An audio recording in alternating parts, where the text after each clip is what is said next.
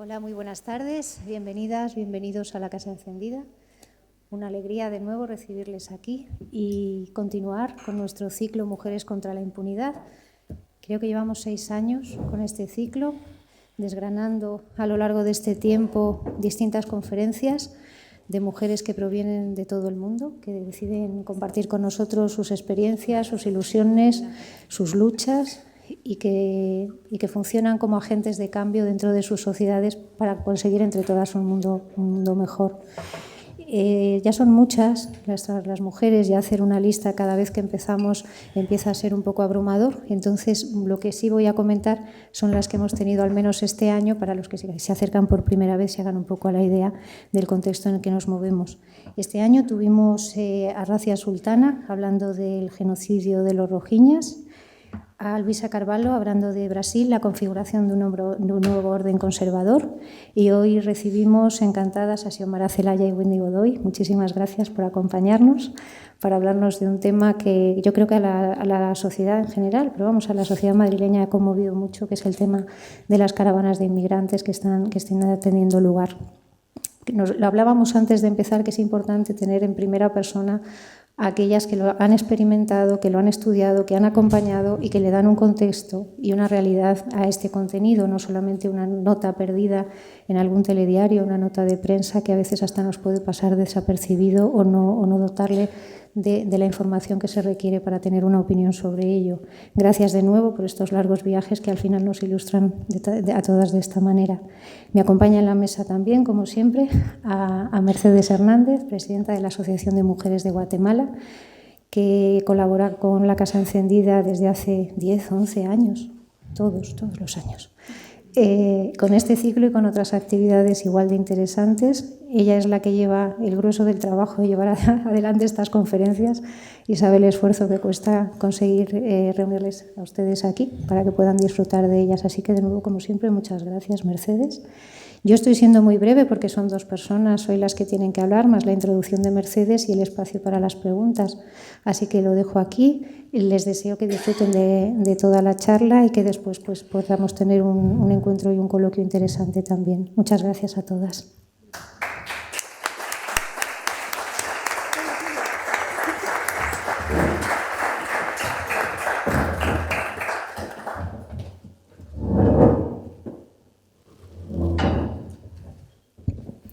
Bueno, ahora sí, un poco más cómoda. Muchísimas gracias a todas, compañeras, hermanas centroamericanas, que veo muchas por aquí. Gracias de corazón por acompañarnos. Queridos amigos también que nos acompañan esta tarde. Blanca, en ti, a la Casa Encendida, muchísimas gracias, como siempre. Yo creo que todas las personas que estamos aquí presentes, y especialmente quienes somos centroamericanas, conocemos lo difícil que es colocar en la agenda internacional los temas que tienen que ver con nuestros países. Todas conocemos lo que está pasando en Nicaragua y, sin embargo, Nicaragua no ocupa grandes portadas internacionales.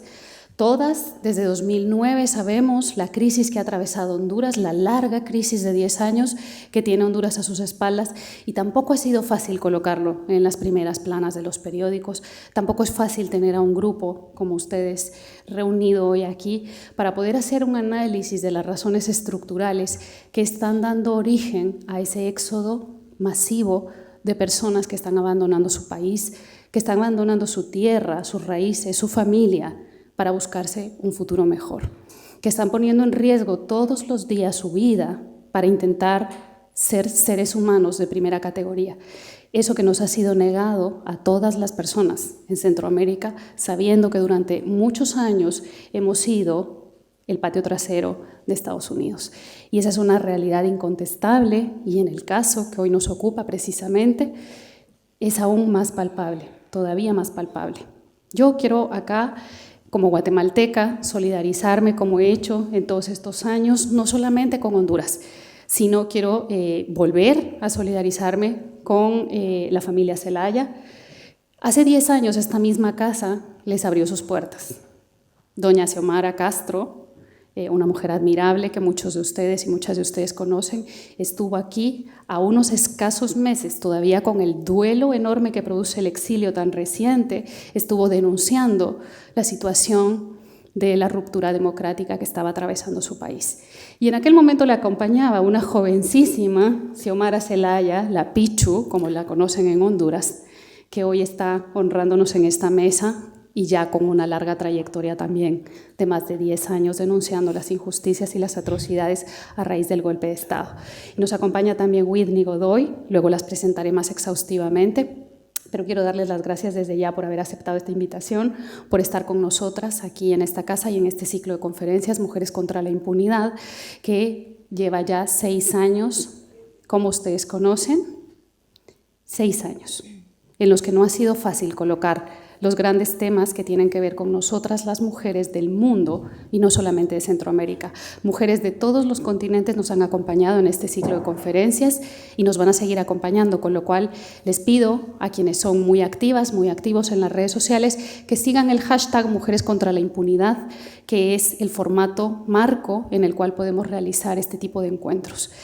Quiero también, como guatemalteca, repudiar completamente las acciones del gobierno de Guatemala ante la farsa del tercer país seguro. Como todas ustedes conocen, esta mentira, este contrato, este acuerdo internacional entre dos países que permanece todavía en la clandestinidad y en el secretismo, es una vez más un precio que mi país ha tenido que pagar por la posición geopolítica que ocupa en el mundo de hoy.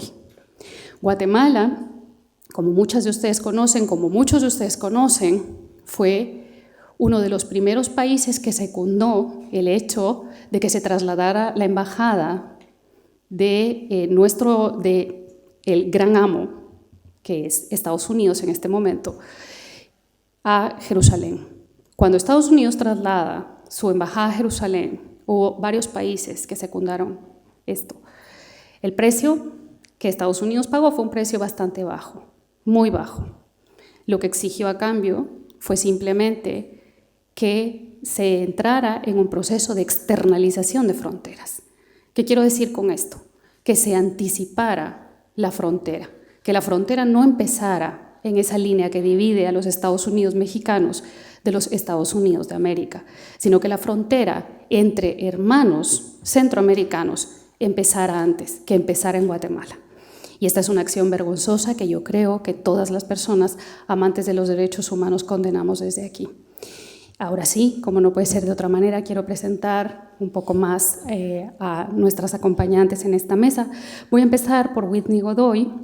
Ella es hondureña, es periodista de investigación, está especializada en fotoperiodismo y creo que muchas de ustedes y muchos de ustedes conocerán su trabajo documentando desde Honduras hasta la frontera con Estados Unidos, el acompañamiento que dio a la caravana migrante. Yo quiero contarlo acá, Whitney. Whitney apenas sobrepasa los 20 años. Tenías 22, ¿verdad? Una mujer de 22 años acompañó caminando esa caravana que atravesó Guatemala, que atravesó México y que llegó hasta la frontera de Estados Unidos, que fue hasta donde ella les pudo acompañar. Ella lo va a contar mucho mejor que yo ahora. Pero Whitney trabaja también en otros proyectos muy interesantes. Está trabajando ahora mismo en la película Berta Soy Yo, que se va a estrenar a finales de 2019 y creo que estaríamos encantadas de poderla tener aquí.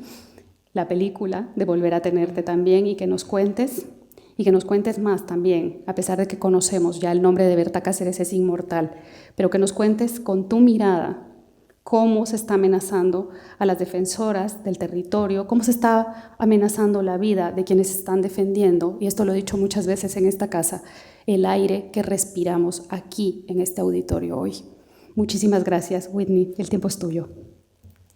Bueno, muchas gracias a la Casa Encendida y también a cada uno de ustedes por tomarse el tiempo de poder venir con nosotros y compartir acerca de Honduras, un país 5 estrellas hermoso, pero que también sufre toda la corrupción y toda la algunos factores que han sido provocados por gobiernos corruptos que han tomado posesión del país. Para iniciar es sumamente difícil hablar de Honduras cuando aquí, bueno, al menos en Europa es muy Es muy poco lo que se oye acerca de ese país centroamericano, del corazón de Centroamérica. Es muy poco que se habla, pero que es uno de los países que a diario expulsa a miles de hondureños que salen del país, pues se vienen para España y muchos también se van hacia el norte, a Estados Unidos. Y en ese momento, cuando hemos visto nosotros que el país, Honduras, tiene el 68% de las personas en un índice de pobreza, cada 16 horas muere una mujer, vemos que 2 millones de hondureños viven en desempleo y que el 95% del índice de los casos de violencia quedan en total impunidad, donde es un país donde las instituciones del Estado y donde el Poder Judicial están manejados desde el Ejecutivo y donde ha enfrentado un golpe de Estado, ha enfrentado fraudes electorales, ha enfrentado una crisis política generalizada desde procesos de elecciones. Cuando miramos este panorama amplio de lo que significan o especifica más o menos en algunas cifras lo que es Honduras, no es de extrañarse de que tengan que huir miles de personas cada año. Entonces, cuando sucede el tema desde la caravana de migrantes, el 13 de octubre del 2018, solamente es el inicio, o al menos se marca en parte de la historia que podemos referirnos, marcó el inicio de algo histórico que jamás había sucedido en Honduras, aunque, para decirlo así, a diario salen del país entre 300 y 400 personas, pero lo que vino a hacer eso fue a poner en visibilidad todo lo que ha pasado en Honduras, porque a diario salen estas cientos de personas del país, pero nunca nadie se había preocupado, había puesto el foco en el tema migratorio. ¿Por qué la gente está huyendo de Honduras? ¿Por qué la gente sale? ¿Por qué tienen que estar saliendo del país? Muchas veces es fácil criticar el país, pero las condiciones en las que estamos actualmente son muy delicadas. En la caravana de migrantes fueron más de 7,000 personas las que salieron desde Honduras hasta Tijuana. Eran personas sin la posibilidad de tener un trabajo, no tenían condiciones para poder ellas tener acceso a educación, tampoco a salud, y muchas de ellas también venían huyendo desde este fraude electoral, donde dejó alrededor de 30 personas muertas por mano militar. Todos los disparos de estas personas fueron dados en la cabeza con armamento militar y hasta el día de hoy ninguno de esos casos ha sido juzgado. Hemos pasado en este año a otro nuevo proceso de una privatización de la salud y la educación, donde vemos también que esta movilización duraron alrededor de un mes, provocando alrededor de 6 personas muertas, en su mayoría jóvenes menores de edad, y que hasta el día de hoy nadie ha investigado. Todo ha sido por militares. Y miramos nosotros que el gobierno de Honduras se preocupa mucho por la seguridad, pero no para cuidar a los hondureños. Invierte la mayor cantidad de dinero del presupuesto del Estado para seguridad, pero no es para cuidarlos, no es para cuidarnos a nosotros. Es para atacar, es para reprimir al pueblo hondureño. Honduras actualmente cuenta con, en este tema de migratorio, cuando salieron, y que para mí ha sido una de las experiencias que más ha marcado mi vida, porque me enseñó algo que nosotros muchas veces no comprendemos y no valoramos. No deben de existir fronteras que limiten a una persona a salir o mudarnos, irnos a otro lugar, irnos a un lugar que nos sentimos seguros. No deberían de existir fronteras, más bien deberían de estar los países abiertos para recibirnos, para poder nosotros sentirnos con la seguridad de vivir. Y todas estas personas que salían de Honduras salían con la necesidad de buscar mejores condiciones de vida, mejores oportunidades, aún arriesgándose. Yo cada vez pensaba y decía, bueno, ¿cómo es posible que salgan este montón de personas a un país que es inseguro totalmente también. Miramos los índices de criminalidad en Honduras, que son menos que los que tiene México. En México también es uno de los países más violentos del mundo y donde el desierto es considerado el cementerio de los migrantes. Y a pesar de todo eso, a pesar que los migrantes saben que es peligroso transitar esa ruta migratoria, donde saben que es peligroso enfrentarse a las bandas criminales que gobiernan en ese país, como los Zetas u otras organizaciones criminales, se arriesgan y se enfrentan a eso, porque ya no hay oportunidades. Cuando una persona decide salir del país es porque ha perdido totalmente todas las esperanzas. Entonces, en este momento, en este país hay más de 100,000 personas, creo, más de 100,000 hondureños que están en este lugar, y todos tienen una historia, todos tienen una razón por la cual salen del país. Nosotros, bueno, cuando salí de Honduras, como lo mencionó mi estimada Mercedes, sí, estaba también todavía muy joven, digo, estaba muy con la necesidad de evidenciar lo que pasaba, en Honduras, porque decía yo, ¿cómo es posible que los medios de comunicación callen ante tanta violencia, ante eso lo que está pasando, ante miles de personas que huyen? ¿Por qué los medios de comunicación de Honduras tienen que callar? No entendía respuestas a eso, todavía estaba estudiando mi licenciatura en la universidad. Pero a pesar de eso, dije yo, bueno, voy a irme. Podría decirles que ha sido, bueno, en la juventud uno comete a veces errores, es decir, tomar decisiones a la ligera. Y yo dije, yo voy a acompañar a estas personas pensando que no iba a ser tan difícil, ¿va? Pero realmente ha sido una decisión que la tomé a la ligera, una decisión que no la pensé muy bien, pero que una decisión que me ha enseñado mucho de la vida y que me hizo que mi perspectiva de mirar el periodismo, de mirar a los migrantes, de mirar la vida, de mirar a Honduras fuera diferente. Entonces, al día de hoy, podría decirles a ustedes que todas estas instituciones, todas las personas que acompañan muchas veces a los migrantes y que deciden ellos decir que vamos a apoyar a los migrantes, apoyar a las personas que transitan este camino, muchas veces lo hacen por puro negocio. Son organizaciones que lo que buscan es buscar a través de esos son fondos. Los migrantes que transitaron la caravana, les voy a mostrar algunas fotografías. Los migrantes que transitaban esta caravana no eran personas de dinero. Usted jamás va a ver ahí personas adineradas. En Honduras actualmente son alrededor de 10 familias que tienen el control total de todo el estado. Y es imposible que uno de ellos sean los que anden allí. Y lo digo así porque nosotros como hondureños tenemos la capacidad, nosotros somos los que somos dueños del país, somos las personas que estamos totalmente pagando impuestos. Los pobres son los que sostienen la economía. Los migrantes es el mayor producto exportador, aunque sea malo decirlo, de Honduras. Imagínense esto, los migrantes que están en Estados Unidos y en España son los que sostienen la economía en el país.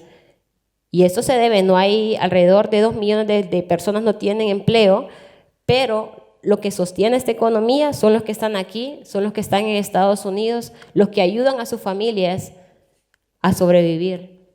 Y por eso yo admiro y respeto mucho a todos los migrantes, a los que se arriesgan a venirse a un país, a Europa o a Estados Unidos, arriesgan su vida porque no es fácil dejar su casa, no es fácil dejar su familia ni su tierra. Arrancarse de eso e irse a otro país a luchar, a buscar mejores oportunidades, eso es demasiado difícil. Todas estas personas que nosotros miramos, todos tienen el deseo y la única, nosotros podemos decir, estas personas tal vez salieron de Honduras porque querían irse, porque eso eran de los mayores comentarios que escuchaba cuando estaba en la caravana. Querían irse o quieren todo fácil en Honduras. Es que no están las condiciones en Honduras para vivir. No hay condiciones que les ayude a ellos a salir adelante. Son personas que, a pesar de los riesgos que tienen, que fueron alrededor de 4 muertos los que hubo en las caravanas de migrantes, siguieron la ruta, siguieron enfrentándose a pesar de lo que iban a enfrentar. Alrededor en Veracruz fueron casi 100 personas que desaparecieron y que, según las declaraciones del embajador de Honduras en México, Alden Rivera dijo que fue una confusión, que no habían habido migrantes desaparecidos, pero hay migrantes desaparecidos y en ningún momento ha habido una postura ni de los partidos políticos de Honduras ni tampoco del gobierno a decir, bueno, hay que buscar, hay que apoyar a los migrantes, hay que buscar las mejores condiciones para que estas personas salgan. Los gobiernos no están interesados en el país en buscar reducir los índices de migración. Eso es una hipocresía que están queriendo decir al querer ser Guatemala o Honduras o un tercer país seguro. Son hipócritas porque no pueden ni sostener ni ayudar a los migrantes que están aquí, ni buscarle las condiciones a ellos o a los migrantes cuando son deportados. No les dan ni las condiciones para poder recibir un empleo, peor para que puedan recibir a personas de Nicaragua o a los cubanos. Es mentira. Entonces, cuando un país no tiene ni las condiciones para ayudar a su pueblo, peor para que pueda ayudar a otras personas. Todo esto es parte de negocios y también por seguir haciendo que Estados Unidos sigan siendo los negocios y siga esa intervención de Estados Unidos que también mantiene en este momento muy hundido al país. Por otra parte, quisiera agregar, bueno, como pueden ver ustedes, la mayor cantidad de personas que formaban parte de esta caravana son niños migrantes. En este año han deportado 18.900 niños migrantes desde México. 18.900 niños menores de 12 años. Si nosotros miramos esto, ellos no son culpables, ellos son víctimas del sistema que está en este momento gobernando Honduras. Ellos deberían de estar en escuelas públicas, deberían de estar recibiendo las mejores condiciones para no crecer en un país inseguro, no crecer en un país que vulnera sus derechos, en un país que está totalmente manejado y controlado por el narcotráfico. Si ustedes, de los que están aquí, no ha leído o no se ha enterado todavía, el presidente de Honduras, Juan Orlando Hernández, está vinculado en el narcotráfico. Está vinculado en actos de corrupción. Solamente en un caso que nosotros hemos estado investigando de la Secretaría de Agricultura y Ganadería, para hacer sus fondos públicos, para beneficiarse él, para la campaña política del 2017 de su reelección, se saqueó una Secretaría del Estado, saquearon 4.500 millones de lempiras.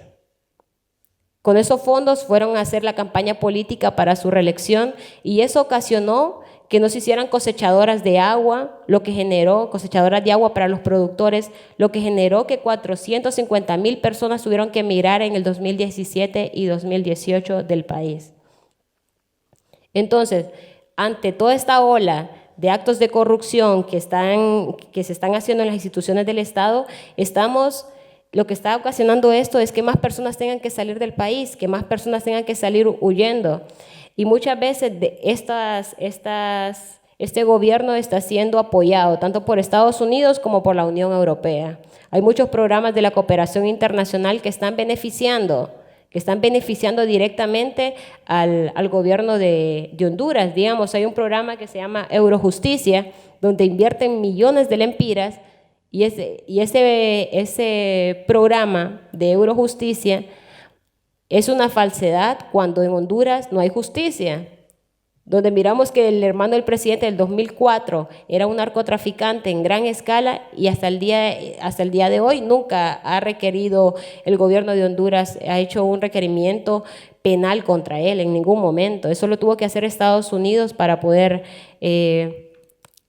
capturarlo a él.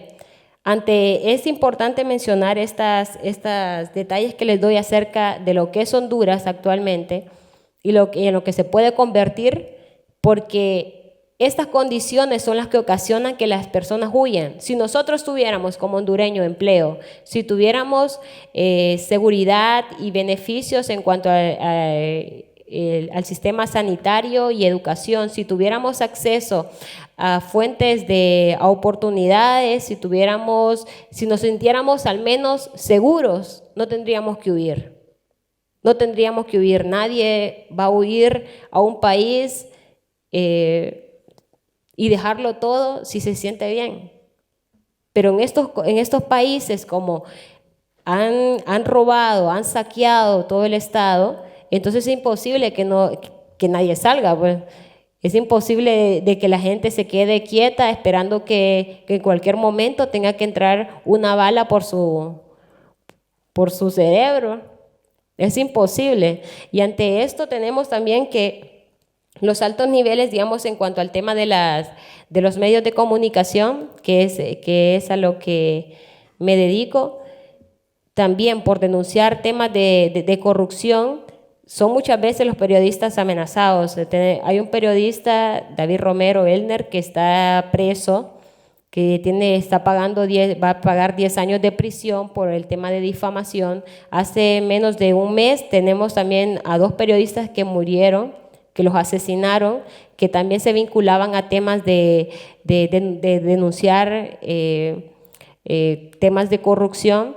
Y bueno, en el proyecto que trabajo yo de comunicación hemos recibido en muchas ocasiones amenazas a muerte, pero a pesar de eso seguimos, porque la única forma de mantenernos vivos, al menos la única forma de mantenerme viva y el equipo de trabajo con el que estoy ahí haciendo estas investigaciones, solo es seguir. En un país como Honduras lo mejor que te queda es seguir y continuar y esperar que en cualquier momento puede ser que pase algo, pues.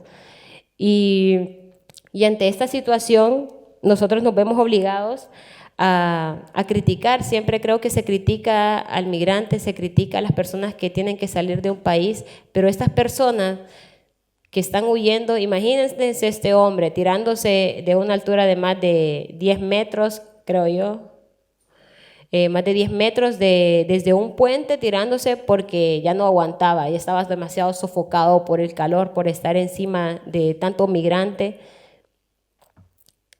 Donde las personas que van, los migrantes no llevan dinero, todas las personas que iban en la caravana de migrantes no llevaban dinero para contratar un coyote y trasladarse, que fue una de las teorías que utilizaban en la caravana de migrantes, que ellos llevaban coyotes, que les pagaban. No, en ningún momento. Las personas se trasladan en estas caravanas de migrantes en grupos grandes por mayor seguridad.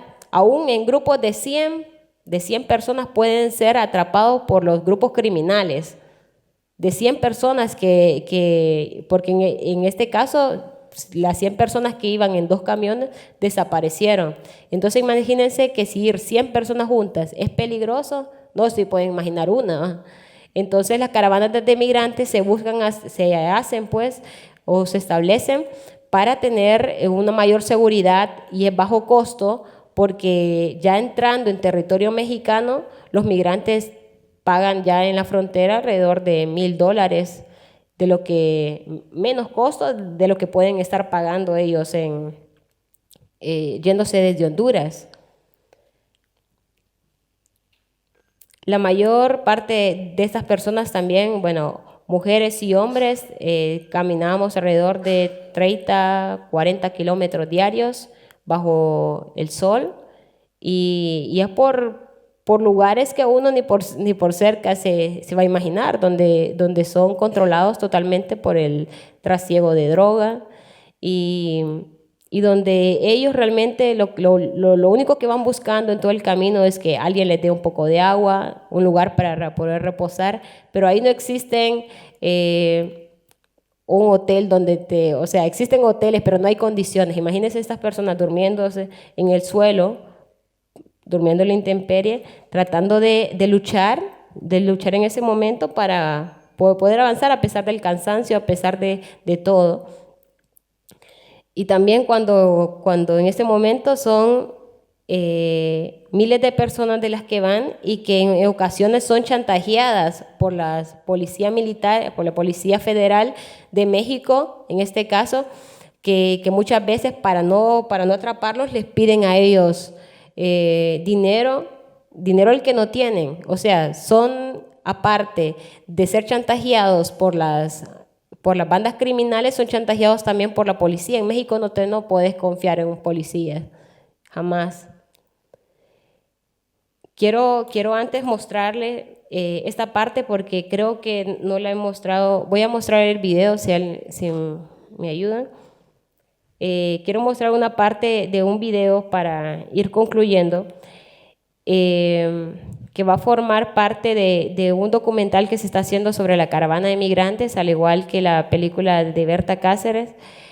Es una parte para que miremos nosotros que muchas veces no se nota o no evidencia en los medios de comunicación lo que pasa. Es hipocresía cuando decimos vamos a recibir a los migrantes, o como decía en su momento el presidente Andrés Manuel López Obrador, vamos a hacer que los migrantes tengan un espacio para tener empleo, cuando es una falsedad. Él ha sido en los últimos meses el que más ha deportado personas también. En su primera gestión ha sido una de las personas que prometió darle visas humanitarias, pero en su momento estaba haciendo, atrapaba a las personas que transitaban, ni por cerca se lograron formar caravanas desde que él inició su gestión. Vamos. Si me ayudan con el audio.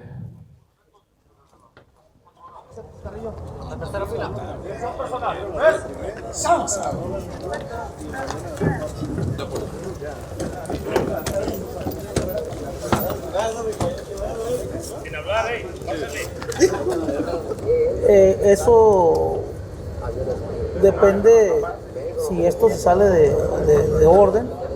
El jefe de la policía, dice él, de que, bueno, nosotros hemos visto acá alrededor de unos 150, 100 miembros de la Policía Federal Municipal de Tijuana, y esperamos nosotros de que eso no se salga de control, de que no hayan disturbios. Gracias, pueblo de Tijuana, por todo el apoyo. Gracias a todo el pueblo mexicano, desde Chiapas hasta la frontera, por todo ese apoyo que nos han dado. Y venimos acá a darles este mensaje, a que nosotros salimos de nuestros países a tener una vida distinta, una vida que en nuestros países no la tenemos.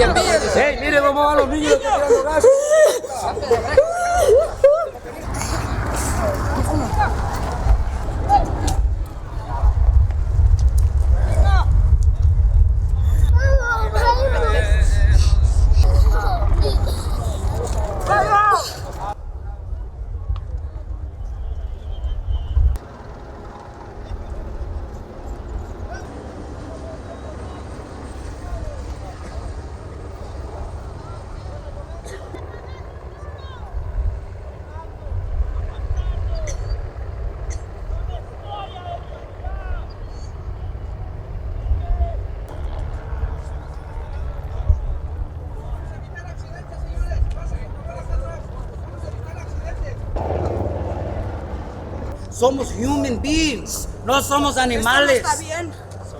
Así no tratas a humanos. No es justo que tienen que vivir así. Andamos Nadie caminando debe de los vivir pies de los así. papás. Nosotros somos una gente de impunidad, pero cuando los europeos vinieron... La criminalización de los solicitantes de asilo en la época de Trump. Se está definiendo a los sujetos, los protagonistas del éxodo actual, en invasores que hay que repeler con fuerza militar. Bueno, esa parte quería mostrarles porque esa misma represión que se vive en Honduras también la recibieron ellos en las mismas fronteras. Esas fronteras inhumanas que no permiten que las personas puedan transitar libremente. Esas fronteras que nos impiden a nosotros poder sentirnos seguros, poder sentirnos seres que no solamente somos una mercancía, sino que somos humanos que valemos. Esas murallas que nos bloquean, creo que no deberían existir en esta etapa que ya estamos. Deberíamos todos, como seres humanos, de preocuparnos también por lo que está pasando en otros países. Tal vez aquí en Europa se vive con una seguridad, tengan otros problemas ustedes como país, como continente, pero en Centroamérica se vive una crisis terrible y muchas veces no somos tomados en cuenta, pero sí somos tomados en cuenta cuando se trata de apropiarse de los territorios, apropiarse de las tierras, cuando somos utilizados para negocios. En este momento, y por lo que estoy aquí, sinceramente, es para denunciar que en Honduras las cosas no están bien y que como comunidad internacional se debe empezar a exigir el rescate del país, de buscar una libertad que no solamente se va a realizar con hacer comunicados, con lanzar buenas intenciones desde otros países, sino de hacer una intervención y revisar y exigir si realmente los fondos que la Unión Europea está brindando al país están sirviendo realmente al pueblo hondureño. Si realmente lo que están queriendo ustedes hacer como país y que envían a través de sus impuestos está beneficiando al país, o si más bien lo que está haciendo es apoyando a un gobierno corrupto y dictador en este caso. Gracias.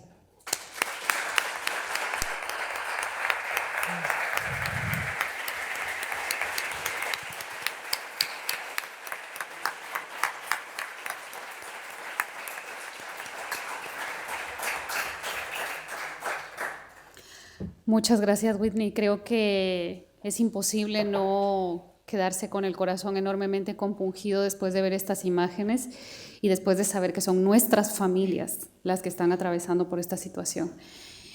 Y también es imposible no pensar en cómo desde Europa tenemos que hacer una defensa férrea del respeto a los derechos humanos.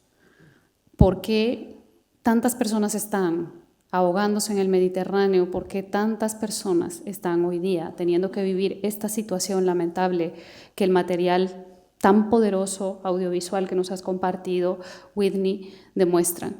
Yo creo que todas estas reflexiones deben conducirnos hacia la lucha transnacional. Las luchas ya no son de países. Las luchas están mucho más allá de las fronteras. Las fronteras han sido totalmente permeables al capital, pero nunca a los seres humanos. Es momento de humanizar las fronteras, de que nuestra humanidad sea capaz de derruir esas fronteras y solamente las luchas transnacionales van a ser capaces de hacerlo. Quiero darle paso y cederle la palabra a Xiomara Hortensia Zelaya, la Pichu. Y quiero recordarles que ella vivió unos episodios en primera persona que ninguna mujer tan joven tendría que haber vivido nunca. Ninguna persona debería vivirlos nunca.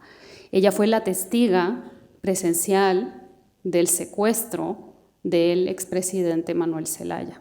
Ella era la persona que estaba en la residencia acompañando al expresidente Zelaya en el momento en el que fue literalmente arrancado del país para ser colocado en el exilio. Ella también salió al exilio junto a su familia y evidentemente se consolidaron en una fuerza de resistencia desde ese mismo exilio. Terminó sus estudios de comunicación social, es así como ustedes y como yo la conocemos hoy día, como una comunicadora social. Ha estudiado muchísimo sobre campañas electorales y regresó a su país y se integró a las campañas presidenciales de Xiomara Castro en 2013. Ustedes recordarán que Xiomara Castro resultó ganadora y se le negó el triunfo, que había sido un triunfo contundente en aquel momento y fue uno de los mayores fraudes electorales que Centroamérica ha vivido. Y ahora Xiomara regresó de nuevo al país para unirse a este nuevo proceso electoral que hay y es mencionada como una posible figura para la presidencia de la República de Honduras. Y yo no puedo no decir que espero realmente que Honduras se encuentre en ella la gobernante que tanto ha necesitado, que tanto necesita, porque son las voces jóvenes las que van a transformar la realidad de nuestros países. Es una renovación democrática la que Centroamérica necesita. Los viejos liderazgos, yo creo que deben morir. La vieja política, la necropolítica de nuestra Centroamérica debería morir con esas antiguas maneras de hacer la guerra, que es lo que hemos vivido en Centroamérica generalmente. Pichu, muchas gracias por acompañarnos, el tiempo es tuyo. Gracias. Bueno, muy buenas tardes. Con Whitney hoy hemos hecho una agenda y junto a Mercedes de distintas entrevistas con medios de comunicación y realmente nos hemos encontrado con la falta de información que hay sobre Honduras. Y hemos descubierto la baja cobertura también que se dan en los procesos de lo que se vive en nuestros países centroamericanos. Por esa razón agradezco la presencia de todos ustedes aquí, por interesarse por esta situación dramática, que realmente es un drama humano lo que se vive en las fronteras. Te agradezco, Mercedes, y a la Asociación de Mujeres de Guatemala por extendernos la invitación, y a Blanca, coordinadora de solidaridad de la Casa Encendida, quien nos ha abierto este espacio y nos ha dado la oportunidad para hoy exponer una situación crítica en Honduras. Veo aquí varios rostros de compatriotas con quienes caminamos calles enteras, aldeas, municipios, en la lucha por la democracia y en la lucha por la defensa de la voluntad popular, la resistencia. Agradezco la presencia de los compatriotas hondureños que se encuentran aquí acompañándonos, dándonos esa fuerza y el calor que ya se siente hasta aquí arriba de parte de ustedes. En realidad hoy venimos a confrontar la situación de Honduras con las políticas antidemocráticas de despojo y de represión que se imponen en nuestros países. Como muchos, y así como mencionó Mercedes, yo viví el desarraigo, el exilio. Y eso es lo único realmente que te imprime, que te da, es un sentimiento de amor por tu país y el compromiso de exigir los cambios y de que prevalezca la justicia. El incremento de la migración de centroamericanos hacia Estados Unidos y hacia otros países se ha dado porque ha aumentado las precarias situaciones en las que se encuentran los hondureños. Históricamente ha existido una migración de centroamericanos por diferentes circunstancias, esencialmente por la situación de desigualdad social que hay. Pero hay un punto de fractura, de quiebre en la situación de Honduras que es importante analizar, que eso muchas veces los medios de comunicación ponen la portada de imágenes que hemos visto, la caravana, pero no analizamos sus causas, las razones por qué. Hemos visto en estos videos y en esas fotografías las condiciones en las que ellos se encuentran y pensamos, ¿por qué los hondureños prefieren salir por esa ruta migratoria incierta a enfrentarse a políticas antimigrantes, pesa más la amenaza que sienten en Honduras que transitar por esa ruta. Entonces, ¿qué es lo que está ocurriendo en Honduras? Históricamente, nosotros hemos vivido niveles de dependencia de casi 2 siglos con las grandes potencias, hasta el grado de convertirnos prácticamente en un territorio que funciona como una oficina de negocios para las transnacionales. Y funciona como un territorio donde se hacen experimentos, un territorio laboratorio para las nuevas formas de colonización en América Latina.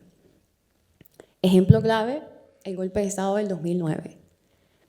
Situación que vimos replicada inmediatamente en otros países, en Brasil, en Paraguay contra Lugo, en Correa, en Ecuador contra Correa y sucesivamente. Entonces Honduras ha servido como ese espacio donde están haciendo las prácticas de las nuevas formas de injerencia para nuestros pueblos en la región. En Honduras se vive, el 68% de la población vive en condiciones de pobreza y más del 42% vive en situación de pobreza extrema. Situación que de forma directa afecta a los pueblos originarios, a nuestros indígenas, y de ellos esencialmente a las mujeres, a los niños y a los jóvenes. Pero las recientes movilizaciones que se dan en Honduras, de jóvenes y mujeres en su mayoría, que huyen despavoridos por los exorbitantes niveles de violencia que se viven en el país, debemos analizarla desde esa ruptura del orden constitucional, ruptura de la institucionalidad en el país, en el que hemos tenido 3 fraudes electorales avalados por la comunidad internacional. 3 fraudes electorales. En el 2009 vivimos el golpe de Estado y Estados Unidos avaló la participación de los militares y de las élites en destronar a un presidente democráticamente electo. Y dijeron que la solución para la crisis que se había provocado en ese instante era convocar elecciones. Y en el 2009 nos fuimos a elecciones con un presidente electo preso en la Embajada de Brasil. Esa es la primera elección, 2009. En el que surge Porfirio Lobo Sosa y toma posesión en el 2010. Un gobierno que además ha sido señalado y comprobado por sendos actos de corrupción, pero especialmente el desfalco al seguro social, en el que recursos de la salud fueron destinados para campañas electorales a través de ONGs, o cuentas bancarias de los líderes principales del partido político de gobierno.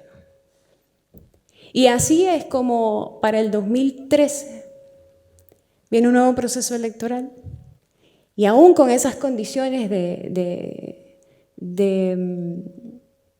saqueo y corrupción, asume el poder Juan Orlando Hernández, con altos niveles también de muestras y de pruebas de un fraude electoral. Pero Estados Unidos avala esa decisión. Y la más reciente, que es en el 2017, llegamos al punto de que la encargada de negocios de Estados Unidos llega al Tribunal Supremo Electoral, convoca una conferencia de prensa dentro del Tribunal Supremo Electoral de Honduras y define que se van a contabilizar 5.000 urnas y de esas 5.000 urnas se revierte la tendencia a favor de la alianza de oposición. Cambia totalmente la tendencia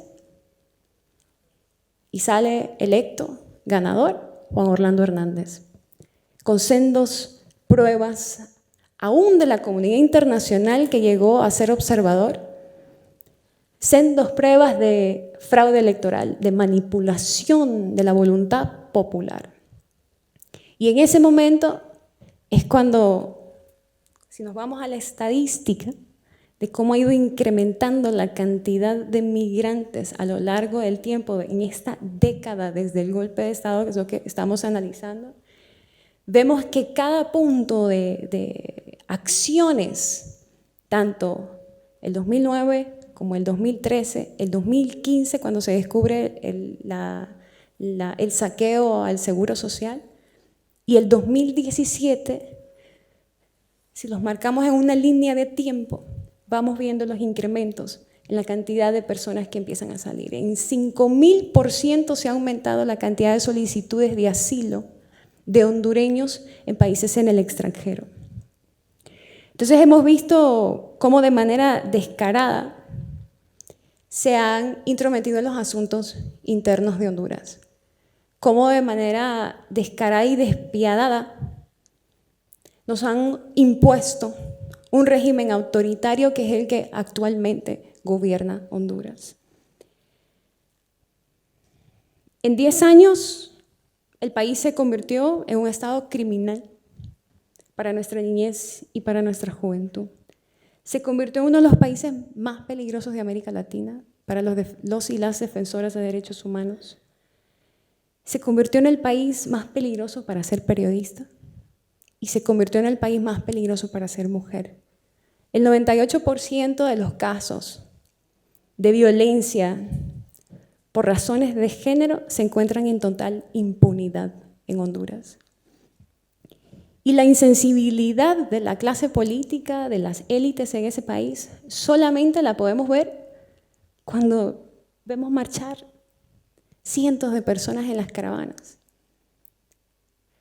O sea, la falta de humanidad de la élite que tomó el poder solo la podemos notar cuando vemos que salen despavoridos de ese país, huyendo de la situación en la que se encuentra Honduras.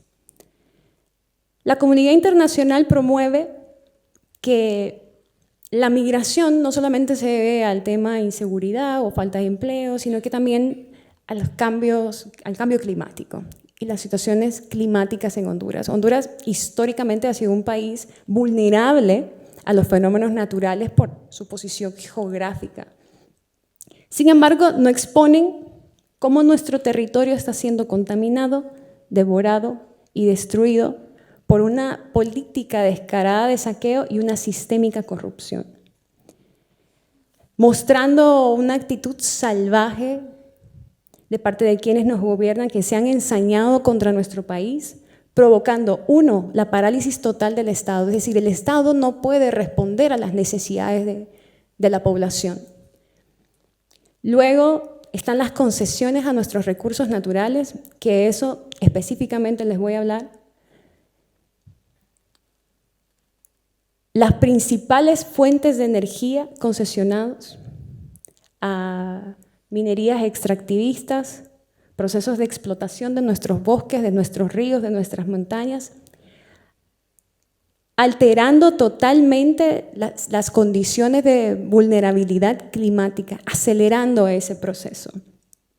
En Honduras el 64% del territorio está concesionado a empresas extractivistas, a grandes concesiones privadas de explotación forestal, mineras y despojo irracional de los recursos naturales, provocando desertificación en zonas, sequías, hasta el punto que ahora es incierto si tenemos agua o no. Las principales ciudades del país, en este momento no tienen agua. Y en las comunidades al interior, las aldeas al interior de esas ciudades tampoco tienen de este vital líquido. Y además de eso, producto de la sequía, el 58% de la población se encuentra en una situación de inseguridad alimentaria crónica o aguda. En los últimos, para más o menos explicarles cómo el golpe de Estado favorece a esta condición, en los últimos 27 días antes de que el régimen de facto, que tomó el poder en el 2009, últimos 27 días antes de entregar, se concesionaron 150 licencias ambientales que han impactado directamente en las cuencas hidrológicas y bosques de Honduras.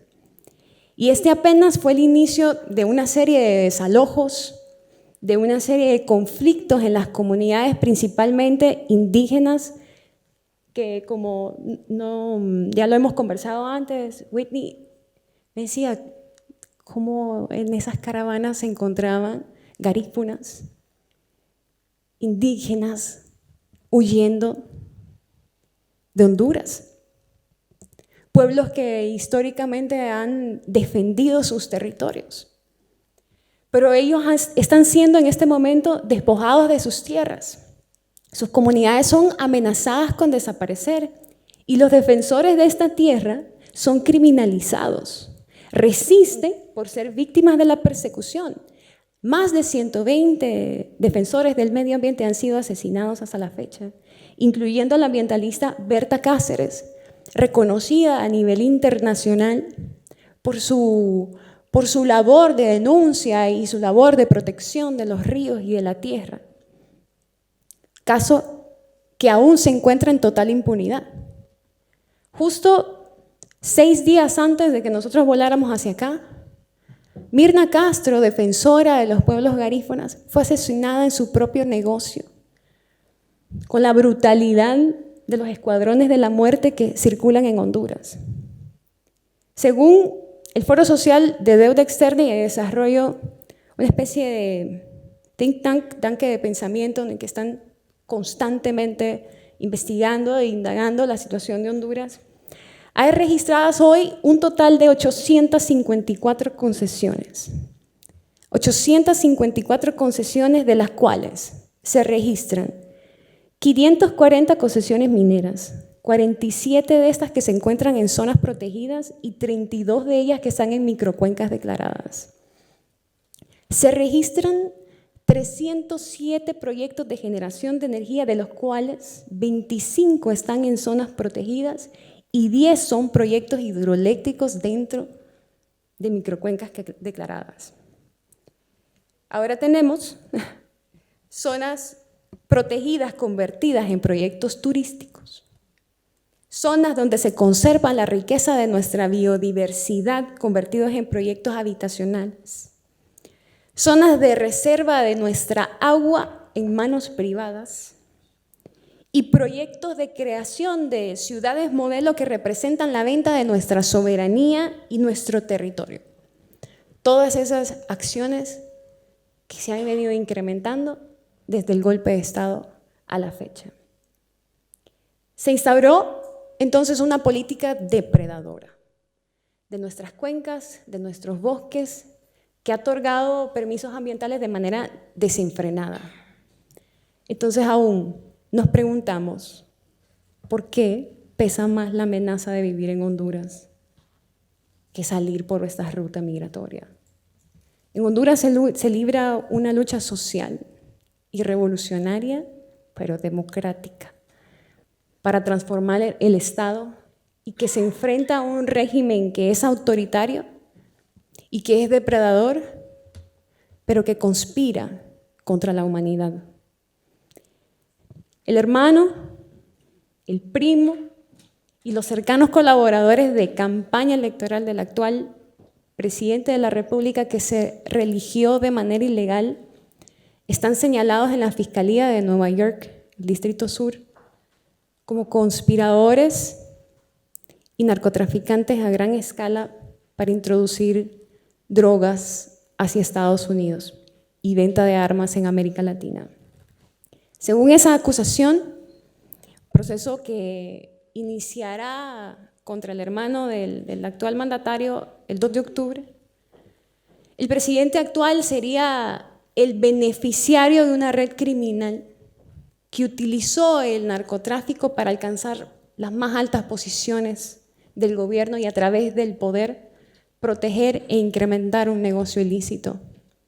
Entonces, ¿qué solución podrían ofrecerle a la juventud que huye por miles cuando el crimen se convirtió en una política de Estado? Cuando el negocio principal de quien ostenta el poder es el crimen organizado y la destrucción aviesa de nuestros recursos naturales. Entonces, huyen los hondureños de esa realidad. La seguridad de los niños, la seguridad de los miles de hombres y mujeres que salen de Honduras, la seguridad de nuestros recursos está en manos de mercenarios, de sicarios y criminales que han implementado una política represiva desde las altas esferas del poder. Raúl Álvarez y Edwin Espinal son dos jóvenes que sufrieron en prisión por 18 meses en una cárcel de máxima seguridad solamente por protestar contra el fraude electoral. Eduardo Urbina, joven que protestó también contra el fraude, criminalizado, se encuentra en el exilio, asilado en Costa Rica. 12 ambientalistas judicializados y prisioneros por defender sus territorios de una minera en la comunidad de Guapinol. Más de 200 campesinos asesinados, 11 defensores y defensoras y 327 personas de la comunidad LGTBI asesinados, 77 personas relacionadas a los medios de comunicación asesinados. Y el periodista David Romero Elner, uno de los principales críticos de este régimen, quien develó la mayor parte de los actos de corrupción en Honduras, se encuentra condenado a 10 años de prisión en una cárcel de máxima seguridad. Y así podría seguir diciéndoles una y cada una de las acciones de este régimen que violentan los derechos humanos en contra del pueblo. Entonces, ante esa situación, los esfuerzos de las naciones que quieren ayudar y que prestan sus recursos para colaborar, para detener la migración, son inútiles. Porque el Estado no opera, no funciona. Porque no existe el Estado de Derecho. Porque vivimos en un Estado fallido. Porque los principales líderes del gobierno están actualmente señalados por actos de corrupción y por el trasiego del narcotráfico. Y porque además las medidas represivas, racistas, supremacistas y criminales de la política de Donald Trump y su gobierno contra nuestros migrantes que militarizan las fronteras para impedir el tránsito de estas personas que simplemente están pidiendo un auxilio, que hemos perdido la humanidad, hemos perdido la sensibilidad humana ante la tragedia. ¿O es que de verdad queremos desconocer que esa realidad ha sido construida por el mismo gobierno norteamericano que hoy les impide a la gente que ellos mismos expulsan entrar a su territorio? Mientras las causas esenciales de esa tragedia no se aborden, la migración de los seres humanos buscando agua, vida para sus familias, quedará en la conciencia de las clases privilegiadas. Honduras, frente a esa condición, necesita una visión estratégica, construida con una agenda popular, que tenga como principio irrevocable, como eje transversal, la defensa de nuestros pueblos originarios, de nuestros indígenas, de nuestros afrodescendientes, con un enfoque de género. Que tenga como principio el respeto y la protección a los recursos naturales y al ser humano. Decía Berta Cáceres cuando recibió su premio Goldman 2015, una frase que nos debe conmover y mover a todos. Decía, despertemos humanidad, ya no hay tiempo. Ella es la mujer que debe motivar a imaginar la construcción de un plan de nación basado en la política de protección y conservación al ambiente y la seguridad territorial para nuestros pueblos originarios. Hoy estamos construidos como partido político Libertad y Refundación, brazo político del Frente Nacional de Resistencia Popular, que es un partido de izquierdas y que plantea la refundación de Honduras. Creemos que la democracia debe ser participativa y que creemos en la construcción del poder popular para construir una democracia auténtica, genuina, donde participen todos sin exclusión. Debemos propiciar el espacio para que ese pacto social que se destruyó en el 2009 se pueda volver a construir. Y eso implica que todos los sectores, todos, sin distingo de colores, sin distingo de ideologías, podamos reconstruir el Estado de Derecho, y necesita del compromiso de cada una de las partes, tanto de los sectores políticos como los movimientos sociales, como también los sectores productivos. Ese es el rumbo que nos hemos trazado como oposición para construir en Honduras, reconstruir un Estado democrático.